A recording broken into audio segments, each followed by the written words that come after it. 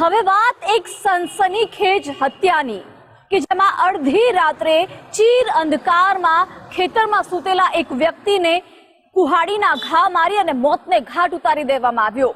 પરંતુ સમગ્ર હત્યાની ઘટના પરથી જ્યારે પડદો ઉચકાયો ત્યારે ખુદ પોલીસ પણ ચોંકી ઉઠી।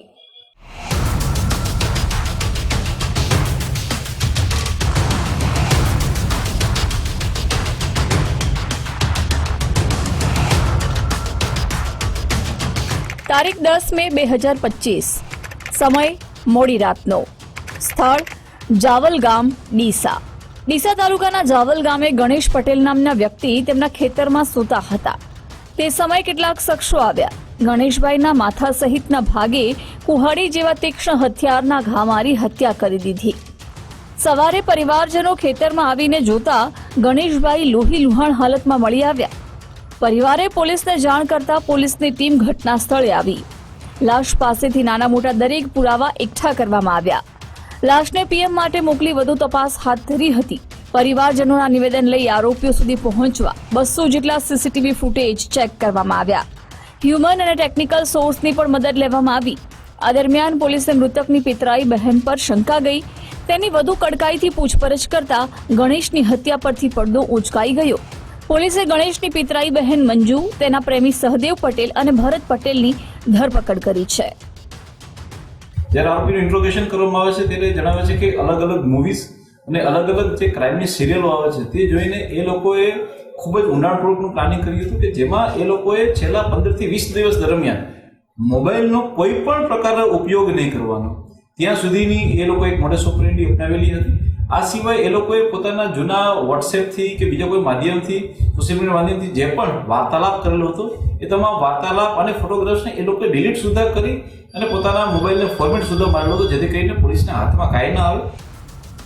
ડીસાના જાવલ ગામમાં હત્યાનો ઉકેલાયો ભેદ। પિતરાઈ બહેને પ્રેમી સાથે મળી ખેલ્યો ખૂની ખેલ। સાટા પદ્ધતિને કારણે પિતરાઈ ભાઈની કરી હત્યા। પોલીસના કહેવા મુજબ મૃતક ગણેશ અને આરોપી મંજુ પિતરાઈ ભાઈ બહેન હતા। ગણેશભાઈના લગ્ન પિતરાઈ બહેન મંજુના સાટામાં થયા હતા।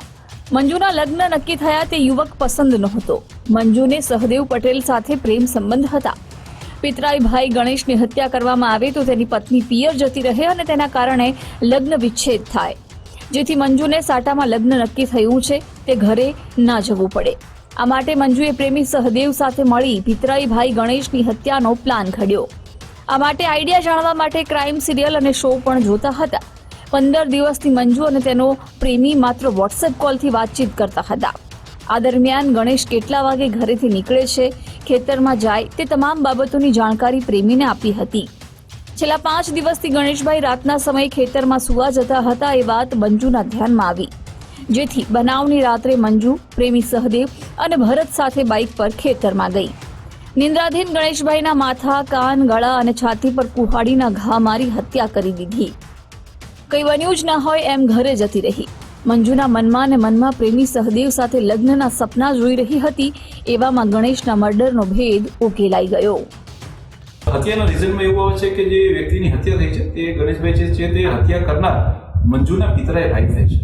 અને કેટલાક સમાજની અંદર એ પ્રથા છે કે સાટા પદ્ધતિ, એટલે કે જો તમે કોઈ દીકરીને પોતાના ઘરે લગ્ન માટે લઈ આવો છો તો સામે તમારે પણ એક દીકરી આપવાની છે। અને ઘણા બધામાં કિસ્સા એવા ધ્યાનમાં આવે છે કે આમાં એક દીકરીને પસંદ હોય છે જ્યારે બીજી દીકરીને પસંદ ના હોય કે જ્યારે લગ્ન થઈ રહ્યા છે, તેના કારણે થઈને તે લોકોમાં હંમેશા એક રાગ, દ્વેષ, ઈર્ષા રહે છે।